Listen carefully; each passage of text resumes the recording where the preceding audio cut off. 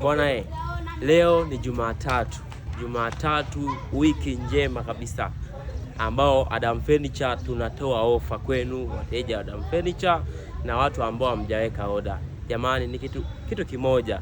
Kabati kama ulikuwa unataka uuziwe kwa 600,000 unapatiwa kwa 500,000. Umeona?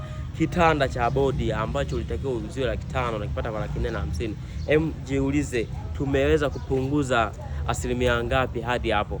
Jamani, njoni tuwahudumia wateja wa Adam Furniture. Hii wiki tuna ofa, tena ofa. Jamani, ukisikia hii taarifa mwambie na mwenzako, atakushukuru sana. Hapa naye ongea ndo mimi mmiliki wa kampuni ya Adam Furniture. Kwa hiyo ogopa matapeli jamani.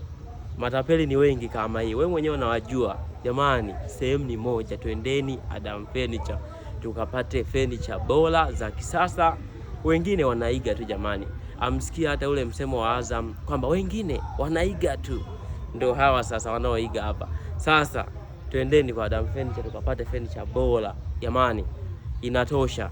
Njoni hapa DM tutajadili. Kata cameraman.